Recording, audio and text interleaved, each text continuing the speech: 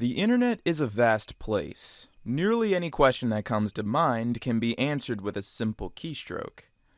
Any curiosity can be quelled with a simple search term. And yet, when we hit enter and look upon the very answer we sought out to find, many of us experience a very peculiar kind of cognitive dissonance. The answer you sought out is grotesque and disturbing.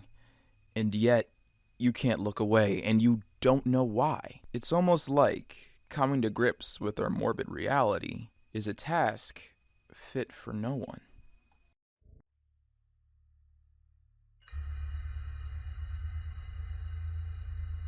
Located on the island of Honshu is an active stratovolcano known as Mount Fuji. With a summit elevation of 3,764 meters, or 12,000 feet, it's the tallest mountain in Japan and the second highest volcano located on an island in Asia. And for millennia, this stratovolcano has gone on to maintain a very positive reputation. Whether it be cultural or spiritual, Mount Fuji has meant a lot to the Japanese people, with records of their adoration going back generations. To quote the historian H. Brian Earhart, in medieval times, Mount Fuji came to be seen as the #1 mountain in the known world, at least in a Japanese context, back in 1600. The known world to them was China, India, and Japan, and they believed, rightfully so, that their mountain would be the greatest in their region of the world. In present day, Mount Fuji still maintains much of that spiritual and cultural reputation, but now, like many other natural wonders of the world, it is seen as a tourist destination, a place to go hike. And to begin today's video, I'm going to share with you a story of a hiker, a Japanese man who chose to share his adventure climbing this very prominent mountain in his home nation. Unlike other hikers, he decided to live stream his entire adventure, and that very stream was hosted on r/livestreamfails, a subreddit dedicated to all things live streaming that could be considered funny, cringy, or in this circumstance, unsettling.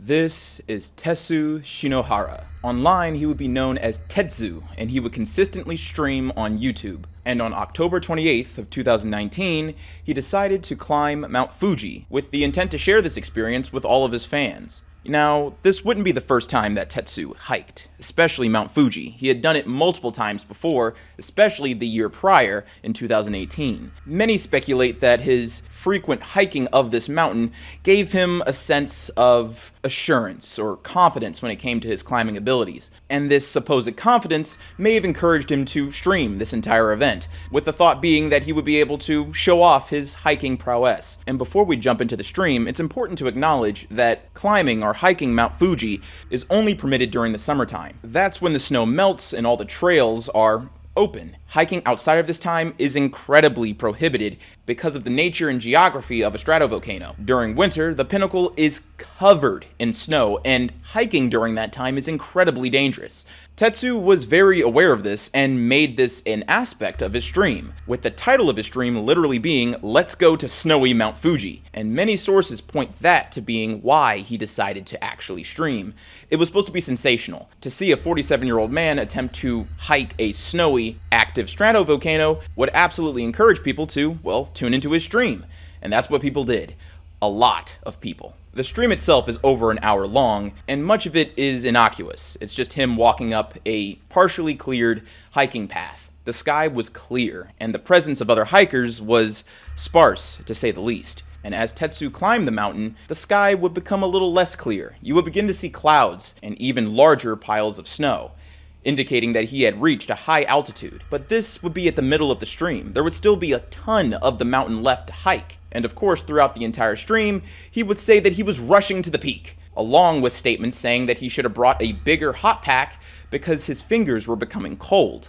It would take around 2/3 of this hour-long stream for you to really see just how challenging it is to climb Mount Fuji during the wintertime. The slope of the mountain continues to get steeper as you climb it, and his boots were no longer touching the ground. He was treading upon snow at this point. He would even acknowledge and assert that the trail that he was taking was getting more slippery and more dangerous. He would go on to say that he was trying to walk by the rocks, and it was all steep downhill. He noticed that if he lost his footing, he would be falling off the side of the mountain. so he tried his best to be as careful as possible, all while reacting to live chat messages that would occasionally go across the screen. And near the tail end of the stream, and in moments after he notices just how precarious his situation is, he slips.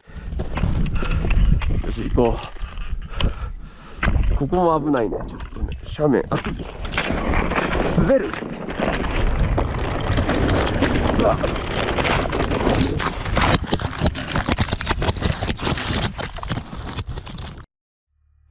Concerned viewers who witnessed the fall online notified local authorities about the incident. A search team would be dispatched to rescue him, because at this moment he was sliding down the mountain, and for every second that he was, his comatose body would be hitting ice and rocks. The Shizuoka Prefectural Police press officer said that 2 districts were straddled by Mount Fuji, and they were searching for the fallen climber after receiving frantic calls from all of Tetsu's fans who unfortunately saw him fall off of a mountain live. It would take a couple of days until they found a body. The police were still working to identify the corpse, which was difficult given the circumstances in which he fell down the mountain. His body was most likely heavily damaged or stuck in a location that was hard to access. His body had been found pretty far away from the trail that he had stumbled off of, leading many people to estimate just how far down the mountain he fell, with estimates being between 1/3 or 2/3 of the mountain's height. This event can still be seen on YouTube. His hour-long stream is still available for those who want to watch, especially those who seek to ridicule Tetsu for his reckless stream. The video of his accident has been shared all over the internet, and Tetsu was awarded a Darwin Award, specifically the Pinnacle of Stupidity Darwin Award.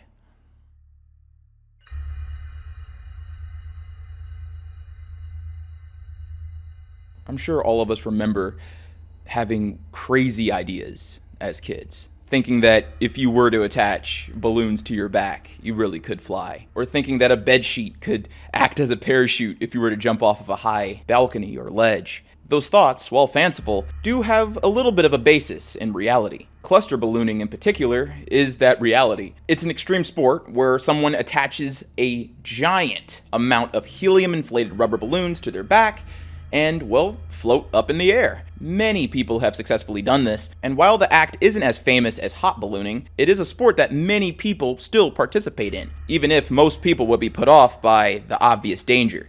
You see, cluster ballooning as a sport is pretty dangerous. This is because you can't directly control just how high you fly up. You can't release hot air in order to descend back to the ground. Cluster ballooning is a one-way trip. It will take you up into the sky and continue to take you up there as long as those balloons are attached to your back. And that's only one half of the problem. You see, with a hot air balloon, there's a degree of control that you have over the direction in which your balloon is floating in the sky. But cluster ballooning, there's hardly any control. You see, unlike hot air balloons, you are at the mercy of the wind at your back and the helium balloons that are above you. And the only way you go down is by detaching those balloons, and the only way you can kind of control your direction is by venting your helium from one of your balloons in order for you to correct your direction and not land miles away from where you took off. So yes, the sport seems simple on paper, but it takes a lot of skill in order for you to fly safely while cluster ballooning, and it's certainly not something that a regular person should do for publicity and on a whim.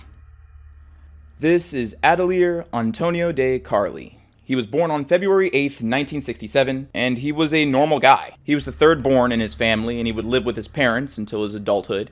He worked as a tire repairman with his father, and then later a gas station attendant at his uncle's gas station. He was described as a quiet and humble person, and for much of his early adulthood, he lived a quiet life in Paraguay, until he decided to join a seminary school in Paranagua. He would join in August of 2003, and he would work hard and graduate in order to be placed as the head of a parish located in the city. At his parish in Paranagua, Adelier Carli would go on to make a positive name for himself, with one of his notable contributions to the town being the Pastoral Rodoviaria, a rest area for truckers. He built this out of necessity to spread God's message, and also as a way to help the community. He would also use his position as the head pastor of his parish to not only help the community, but to also share his thoughts on the human rights violations that were being brought against members of that town by police officers and other government officials. An example of his activism was in 2006, when he would go out of his way to denounce the human rights violations against the homeless population in Paranagua. The municipal guards of the city were known to take homeless people by force off of the streets, usually at night, and dump them in neighboring towns. And this is what he would dedicate his life to. His day-to-day life would be dedicated to his spiritual beliefs and, of course, to his activism. But in his own opinion, his acts weren't being seen. There just wasn't enough visibility on the problems in the town, and he was only one person. So he tried to think of something to do in order to garner a lot of support and a lot of visibility for all of the evil things that were happening in Paranagua. So of course he decided to lean into one of his hobbies, parachuting. He was an experienced skydiver, therefore he was very aware of the act of cluster ballooning, and he thought that a unique attraction like that would garner a lot of attention. And with that attention, he would be able to raise a lot of money not only for his parish, but also for the trucker stop that he had just finished building. So on April 20th, 2008, wearing a helmet, aluminum thermal flight suit, and waterproof coveralls, he would put on his parachute, and then of course, attach to his back 1,000 helium-filled balloons. And during this process, Carly was incredibly calm. You see, this wasn't the first time that he actually did a cluster ballooning stunt. He made an attempt back in January of that year with only 600 balloons as a test flight, and he flew a 4-hour, 17,000-foot high journey. So in April of 2008, he decided to attach 400 more balloons to his back, with the hopes of flying even higher and extending the duration of his flight. The flight would begin immediately after he was handed a GPS tracker and radio so that he could inform air traffic control of his position. However, 8 hours after taking off, the 41-year-old went off the grid. Planes, helicopters, and rescue teams searched high and wide for the priest, but to no avail. And for many, this was a shock, because this entire event was televised. Many people in the town wanted to see him fly, and they saw him drift up into the sky, but they just never saw him touch down. A whole 2 days after takeoff, something was found off the coast of Brazil. A bunch of multicolored balloons were floating. Sadly, his body wouldn't be found at that time, but it was obvious what had happened. It would take multiple months until his body would be found. His remains would wash up in July on the southeastern coast of Brazil in a very bad condition, with the only means of identifying him being DNA testing. When the police were asked about the discovery, they said, "We were almost certain that it was the priest due to various elements, such as the clothes and material used in the balloon trip. The DNA only confirmed our suspicions."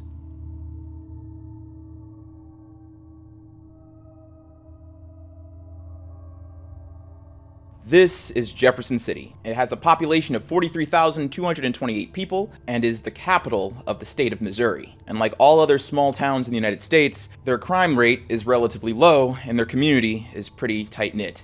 And on October 21st, 2009, that very sense of safety and community would be tested. This is Elizabeth Olten. She was born on December 15th, 1999, the youngest of 5 siblings. And when interviewed, her mother Patricia would go on to say that Elizabeth had a normal and happy childhood. And this sentiment was widespread. It wasn't just shared by her mother, but her extended family and Elizabeth's friends. When asked about Elizabeth's background, her family and friends would say that she loved dogs, dressing up, and baking cookies. And in between all of that, she loved watching Hannah Montana and listening to Taylor Swift. According to her family and her teachers, she was a good student and relatively friendly with her peers. And as she matriculated through school, that remained the case. To all those around her, she seemed to be a normal little girl with friends at school and in her neighborhood. So to say that the town was caught off guard when they heard of what happened on the night of the 21st of October, 2009, would be an understatement, to say the least. Elizabeth was like many children. She was very approachable and very personable, so it's obvious that she would have many friends, with one of those friends being a 15-year-old named Alyssa Bustamante, and her background isn't as cheerful as Elizabeth's. You see, between the years of 2002 and 2009, Alyssa Bustamante was raised by her grandparents. Her mother, Michelle Bustamante, was pretty absent. You see, she had a history of substance abuse issues, which led to criminal charges and jail time. Her father was even less present, because for a bulk of Alyssa's childhood, he was serving jail time for assault. So for the majority of her teenage years, she lived with her grandparents. And the living situation was a little tight. She wasn't the only one living with her grandparents. She was sharing that space with her 3 other siblings, with the home that they were residing in being a ranch home.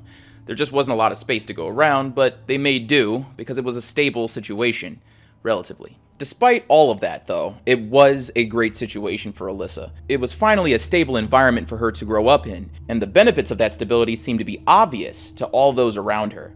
She was a normal kid by all appearances, a lot like her friend Elizabeth. Yeah, she had a bad background, but she was a normal kid. She loved to write poems and joke around. People in the community knew of her because she was a regular churchgoer. And as time would go on, she would participate in a lot of local activities, especially the activities that were put together by the LDS Church. But that's what the perception was. No one really knew who Alyssa was. No one knew what was in her mind, and while things seemed okay, things truly weren't. In 2007, it became clear to her friends and family that she was deeply depressed, because at that time she attempted to hurt herself, with the attempt being serious enough to merit 10 days at a psychiatric hospital. And once she was checked out, she would be placed on antidepressants. Unfortunately, though, the medicine just wasn't helping. Her depression persisted, and in an attempt to feel better, she would self-harm anytime she would be alone, and this issue would go unnoticed for an extended period of time, and subsequently during that time, her mental state would deteriorate. She would go out of her way to frequently show her scars to her friends and other people at school, all while subtly bragging about not taking her antidepressants. She would consistently joke about not taking her antidepressants, and for her friends and family, this was concerning.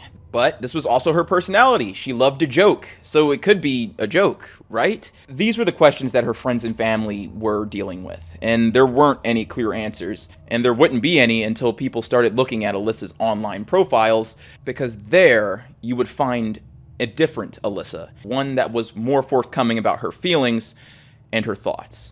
Alyssa's Twitter page would be the first clue into who she really was. It would talk about how she hated authority, with her online mantra being bad decisions make great stories. On her YouTube and MySpace pages, she would list her hobbies as killing people and cutting. She also posted a YouTube video where she tried to get two of her brothers to try and touch an electric fence. These social media pages would be found after October 21st, 2009, because police officers at that point needed to build a profile on Alyssa. On the evening of October 21st, Elizabeth and Alyssa planned to hang out. You see, Alyssa's younger sister, Emma, rang the doorbell at Elizabeth's house, asking if Elizabeth could come over and play. Elizabeth's mother agreed to the playdate only on the condition that her daughter would be back home by 6 p.m. And the very moment Elizabeth left that house, Elizabeth's mother would never see her again. Once Elizabeth left the house with Alyssa's younger sister, both Alyssa and Elizabeth would begin to walk into a forest. Little did Alyssa know that Elizabeth was luring her in there, away from the homes, claiming that she had a surprise. Elizabeth was wholly unaware of what this supposed surprise would entail. The moment Alyssa thought that they were deep enough in the forest and far enough away from all the homes in the neighborhood, Alyssa would then quickly grab Elizabeth, take out a knife, and then slit her throat. This completely caught Elizabeth off guard. Stunned by her friend's actions, she had no means to defend herself. And the attack just kept going. After the first cut, Alyssa then began to stab Elizabeth multiple times, all while reveling in the act of taking her friend's life. She would then go on to dump Elizabeth's body in a shallow grave nearby, which she had dug ahead of time before the murder. And during all of this, Elizabeth's family began to worry, because she did not come home at 6 p.m. And as time passed, that worry turned into concern, and that concern turned into a police call. And during all of that, Elizabeth's brother, 13-year-old Anthony, went to search for her. He would run throughout the entire neighborhood and into the forest, where he would find Alyssa and her younger sister, which to his and his family's knowledge was strange. They thought only Alyssa and Elizabeth were going to hang out. So why was Emma there? Apparently, after picking up Alyssa, her younger sister Emma didn't go back home after ringing Elizabeth's doorbell to get her outside. Alyssa had her tag along for this awful event. Interestingly enough, when interviewed about the discovery of Alyssa, Elizabeth's brother said that when he encountered her in the forest, he overheard Alyssa whispering into Emma's ear, "Don't tell anyone." At this point, the cops had arrived, and Elizabeth's mother was distraught. She knew something was wrong. Why wouldn't her young daughter be back at 6 p.m.? Why would she be out so late?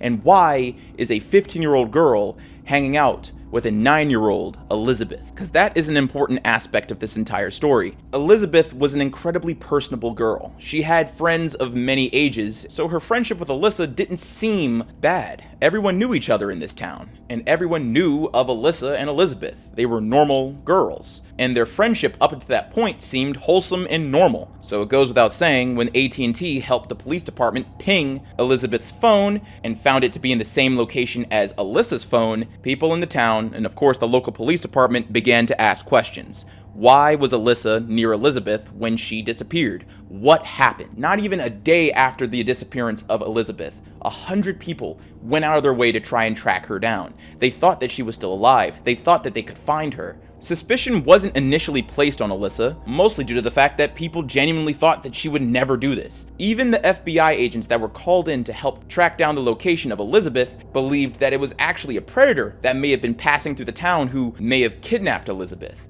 It certainly couldn't have been her friend. She was there in the forest with her, so initially there just had to be a different suspect. It couldn't be her. But of course, as time passed and the investigation continued, those good sentiments started to go away. The authorities would go on to interview the 6-year-old Emma, who they believed was the last person to see Elizabeth before she disappeared.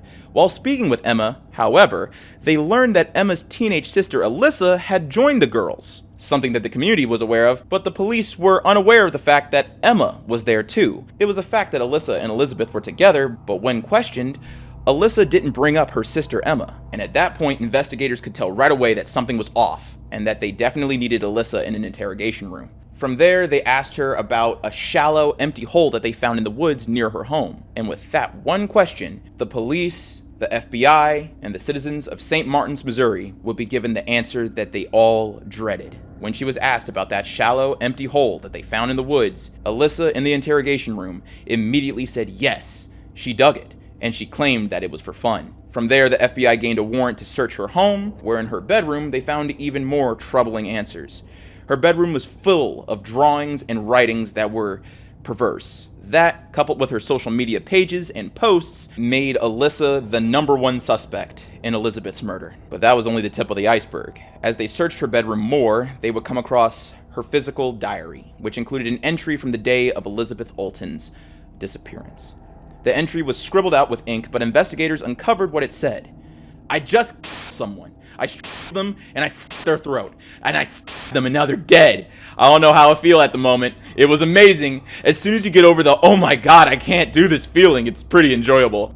I'm kind of nervous and shaky though right now. Okay, I gotta go to church. They found her confession. They didn't even have to pry it out of her. She wrote it down and failed to destroy the evidence. From there, the police would push Alyssa to show them where Elizabeth was buried, and Alyssa didn't fight. She gladly showed them exactly where she buried her friend. And once Elizabeth was identified and her family was informed about her condition, the local news would then tell the entire town that Elizabeth had been found but was not alive, and that her friend, Alyssa Bustamante, was responsible for her murder. To say that the town was shocked is to put it lightly. They never thought that a teenage girl would be capable of such evil. And once the police were interviewed about the case, they only had one thing to say. Alyssa stated that she just wanted to know what it felt like. She was only interested in knowing what it felt like to take another life. And the person she chose to do this to was a friend, because Elizabeth trusted her, making her an easy target. While the case was quick to solve, the next question was punishment. How should a 15-year-old girl be punished for this terrible act? She was a minor after all, so there was a thought that she might not actually see the jail time that she deserved. But a judge decided that she would ultimately be tried as an adult, and in 2012, the then 17-year-old pleaded guilty to second-degree murder and armed criminal action. The trial would conclude a year later, where she would ultimately be sentenced to a life in prison plus 30 years for the murder of Elizabeth.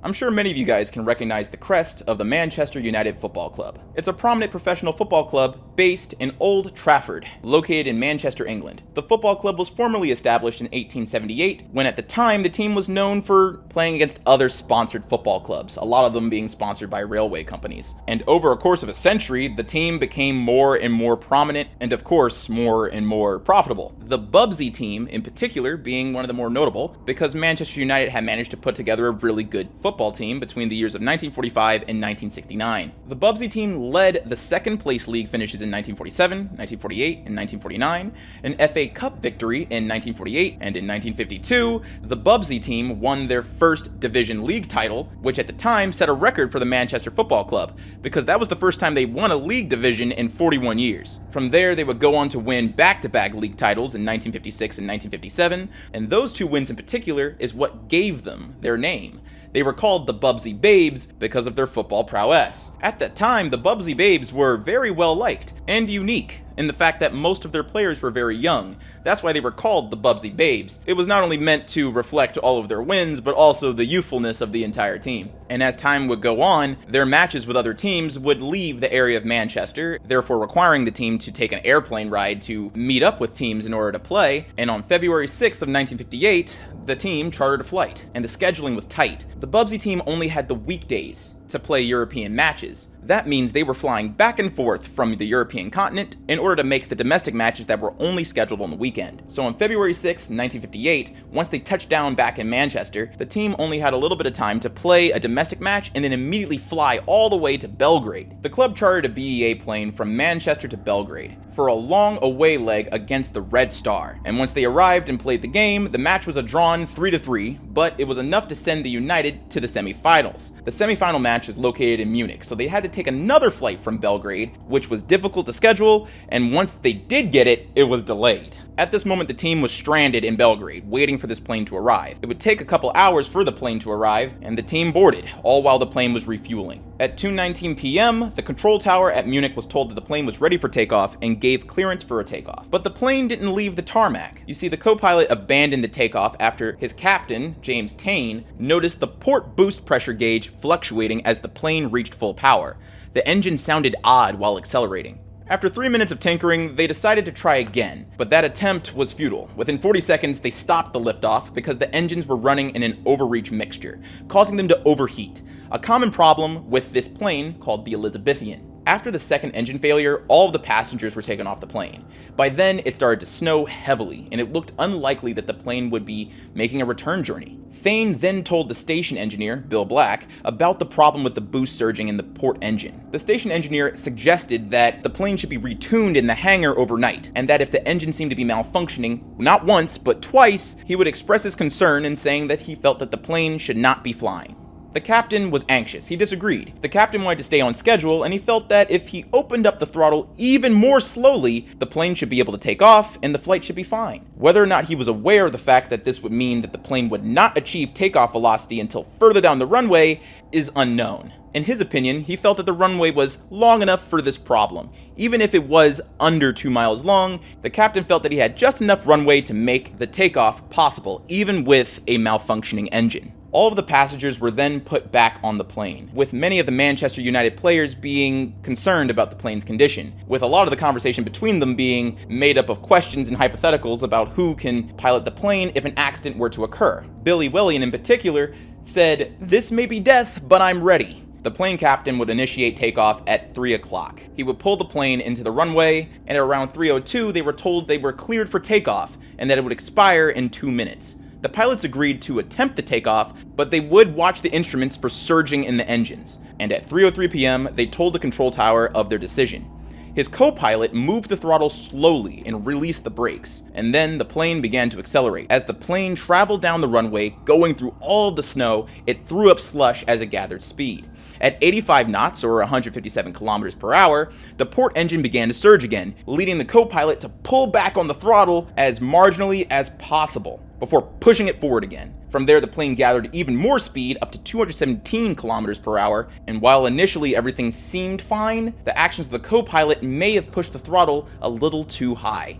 Around 217 kilometers is when both pilots announced to the passengers and air traffic control that they intend to abort the takeoff with the hopes of slowing down the plane before it left the runway. 220 kilometers per hour is the minimum required to get off the ground. The captain was watching all of the instruments inside of the plane and expected the speed to rise, but the plane simply did not gain any more speed. The plane's speed would fluctuate around 217 kilometers per hour before suddenly dropping to 207 kilometers per hour and then 194.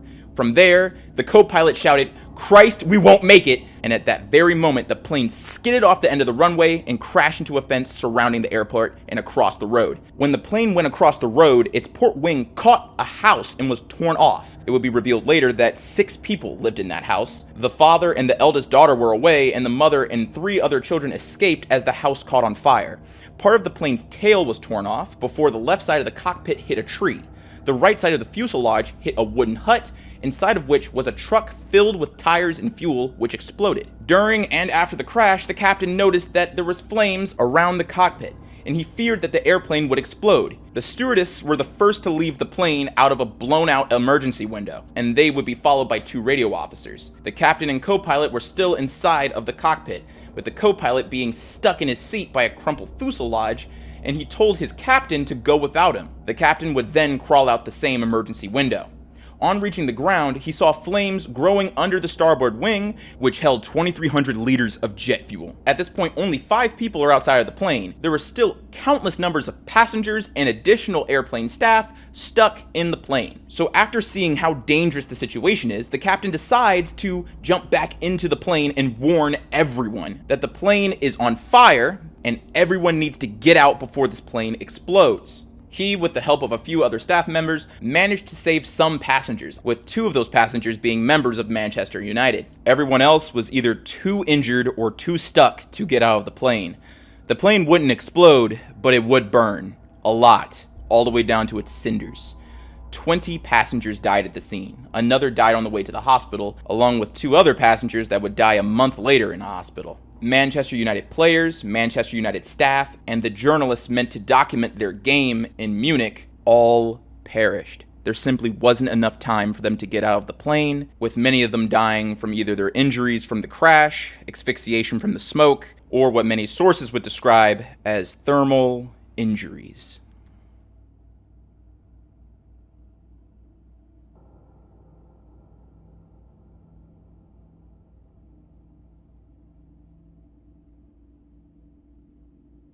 Hello everyone, it's your boy Ailurus, aka Panda Daddy, and I hope you enjoyed today's newest installment of the r/MorbidReality series, and I hope you really liked it on this very spooky day, Halloween. I hope that it made your day a little bit more awesome and entertaining. I know many of you guys are having a good time today, so why not accompany all of those good feelings with a really good piece of content, one that you guys have been looking forward to for the better part of 2 months, so I really hope that this video satisfies your hunger. And of course, there's going to be even more Morbid Reality content coming down the pipeline, so keep your notifications on and keep your eyes open for that. That's going to be wonderful, and I hope a lot of you guys enjoy those future videos. In the previous piece of Reddit content that was uploaded, r/Cringetopia, it was mentioned that a lot of you guys really want me to do a stream. You want me to do like a model building stream. I'm really into building Gunpla and other, figurines and models, so I think I might set aside a little bit of time to stream with you guys. I've never done that before. I really don't, well, I have streamed before, but I really haven't done it in a way where it's meant to be like a different form of content, so it's going to be rough in the beginning, but I'm willing to give it a try, and so many of you guys are excited about that. So I'll go ahead and put a poll in the community tab and a poll in the premiere of this video, so all of you guys can voice your opinions and tell me exactly what you want.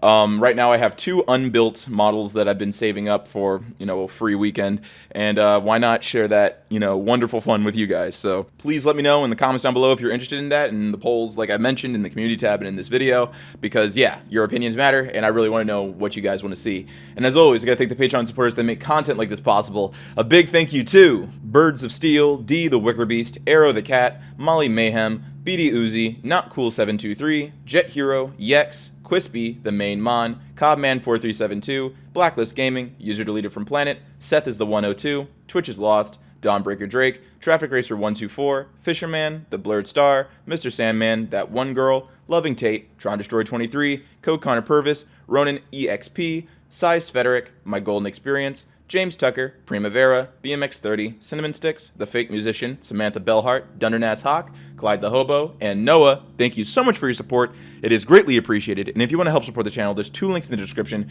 one on my merch store and one on my Patreon. Both funds go directly into the channel so I can maintain what's happening here. And as always, stay zesty.